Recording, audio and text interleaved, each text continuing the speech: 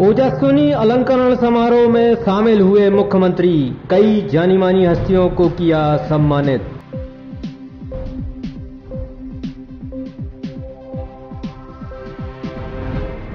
महज 2.5 साल पुराने भवन में पड़ गई दरारें, जिला पंजीयक कार्यालय होता है संचालित।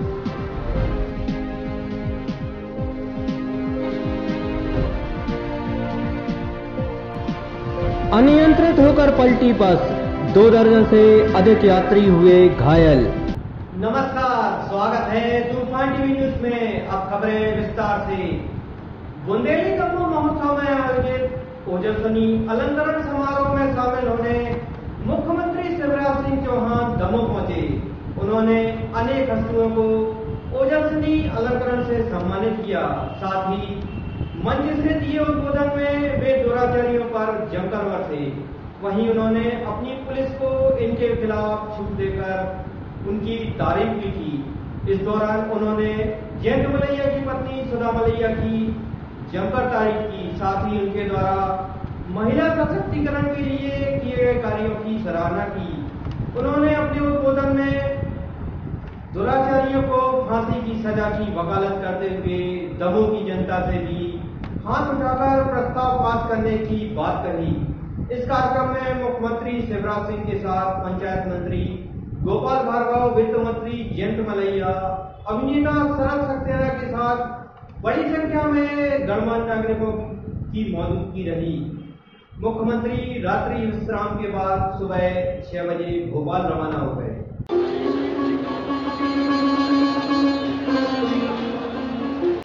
श्रीमती रति मलैया से कि वे ओजस्विनी सुश्री शरद रेणु जी का स्वागत वंदन करें।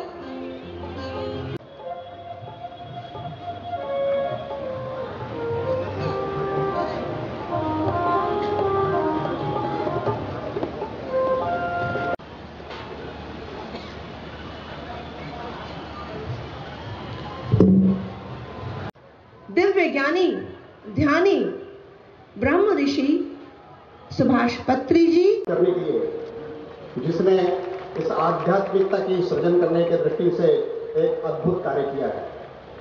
मैं प्रशस्ति पत्र का वाचन करने जा रहा हूं उस विभूति का। ध्यान के माध्यम से उच्चतम आध्यात्मिक चेतना को प्राप्त करने में जुटे ये दंपत्ति वर्ष 1997 में ब्रह्मर्षि की उपाधि से विभूति हुए। जनसाधारण को जागृत और अलौकिक करने के लिए सतत प्रयासरत रहे। अद्वितीय संगीत साधक, कृष्ण के समान मधुर वंशवादन और गायन के द्वारा अनेक को ध्यान की गहराइयों में ले जाने वाले हैं। तेलंगाना प्रशस्ति पत्र बालिका शिक्षा एवं संस्कारों को समर्पित शिक्षा शास्त्री राष्ट्र सेविका समिति से जुड़कर अपना जीवन राष्ट्र निर्माण के लिए समर्पित कर दिया। 1975 में आपातकाल के समय समाज जागरण के कार्य से जुड़कर प्रचारिका का जीवन स्वीकार किया। पश्चिम उत्तर प्रदेश की प्रांत प्रचारक, अखिल भारतीय सह बौद्धिक प्रमुख, अखिल भारतीय शिक्षा संस्थान से संबद्ध, भारतीय श्री विद्या परिषद की संस्थापक मंत्री, विद्या भारती की बालिका शिक्षा विषय पर राष्ट्रीय संयोजिका जैसे अनेक दायित्वों का निर्वहन कर शॉल, श्रीफल तथा प्रशस्ति पत्र से सम्मानित करें। ओजस्विनी अलंकरण 2017 में पधारा सम्मानीय मंच, उपस्थित समस्त अतिथिगण,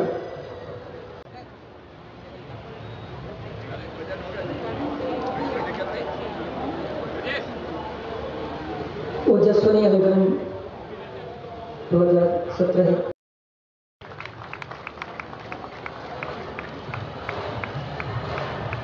में ये अत्यंत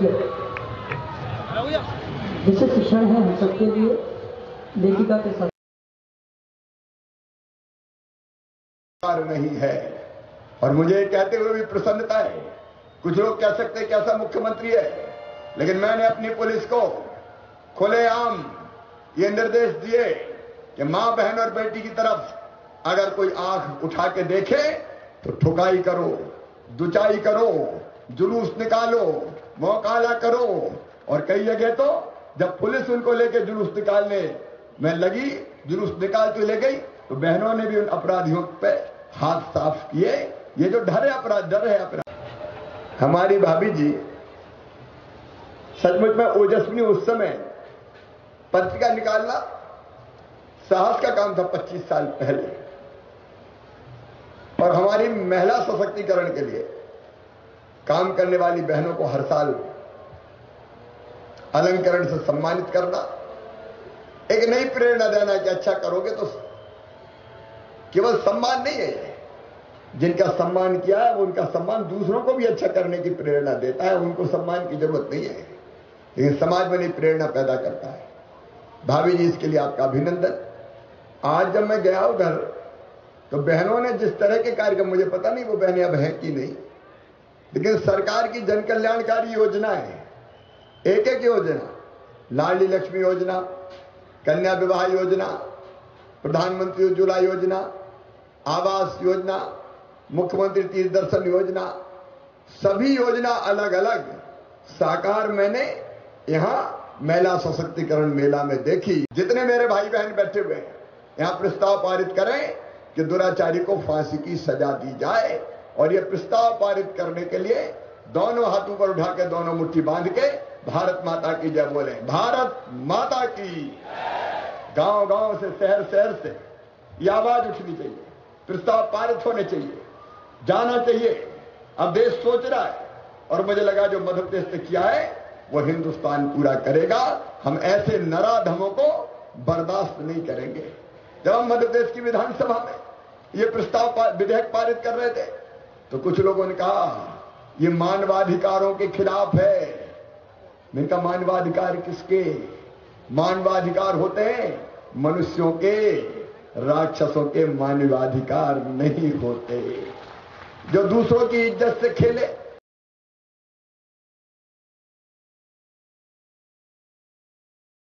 दमोह में भाजपा सरकार के ठेकेदार की मेहरबानी की मानगी देखने मिली है, जहां पर महज 2.5 साल पहले भवन में जगह जगह दरारें आ जाने के बाद यहां पर सुधार का काम किया जाने लगा है। 2 मंजिला बना जिला पंजीयन कार्यालय का ऐसा कोई हिस्सा नहीं है जहां पर भ्रष्टाचार की दरारें न दिखाई देती हो। इसके बाद भी घटिया काम करने वालों से कोई भी कुछ कहने को तैयार नहीं है। करोड़ों की लागत से बने इस भवन में हर हिस्सा भ्रष्टाचार की कहानी कह रहा है। जिला कलेक्ट्रेट परिसर के पिछले हिस्से में बने जिला पंजीयन कार्यालय का उद्घाटन सूबे के वित्त मंत्री जयंत मलैया ने 29 नवंबर 2015 को किया था, जिसके बाद यहां पर धीरे धीरे घटिया निर्माण की कलई खुलना शुरू हो गई।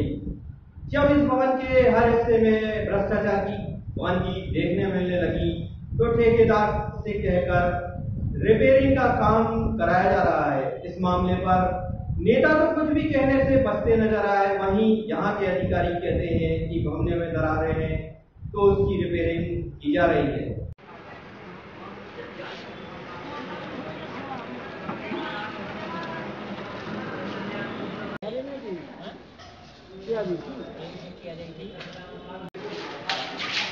पंखा में पंख जला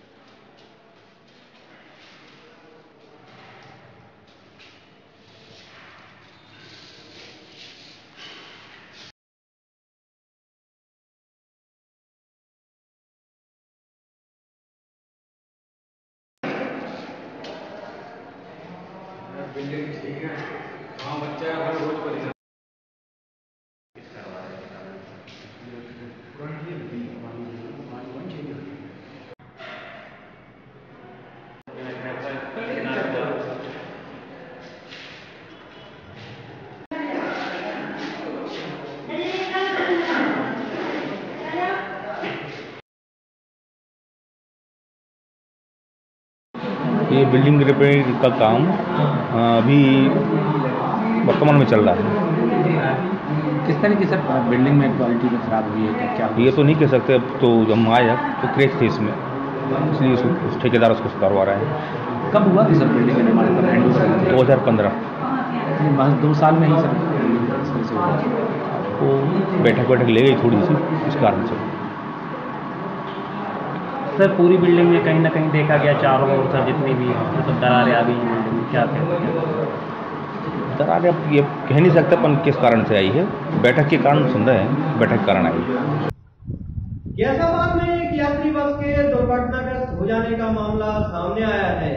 हादसे में करीब 2 दर्जन यात्री घायल हो गए, जिनका हटा के सामुदायिक स्वास्थ्य केंद्र में इलाज किया जा रहा है। साथ ही पुलिस ने मौके पर पहुंचकर मामले की जांच शुरू कर दी है। हटा से खमरकोट जाने वाली पारासर कंपनी की बस अपने निर्धारित समय से हटा से रवाना हुई थी।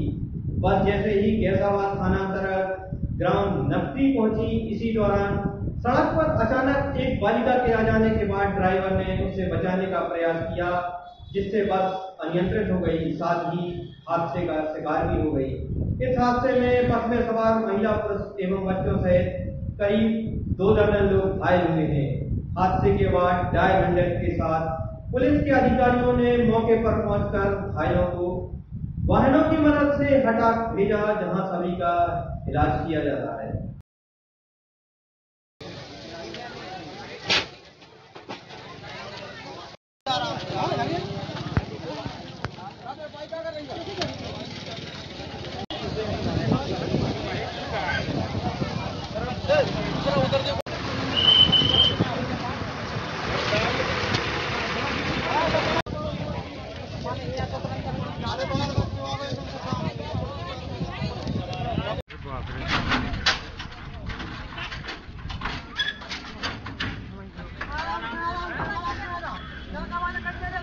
चलो सबको कहीं ले लो, लड़का बाहर हूँ।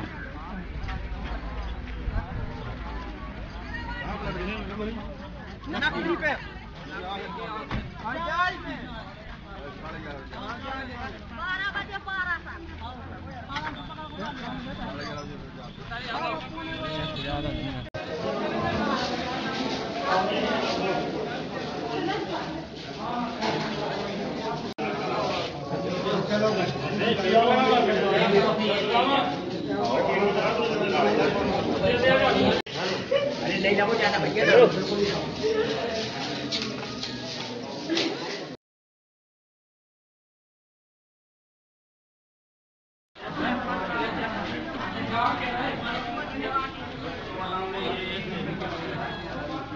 कैसे पलट गई?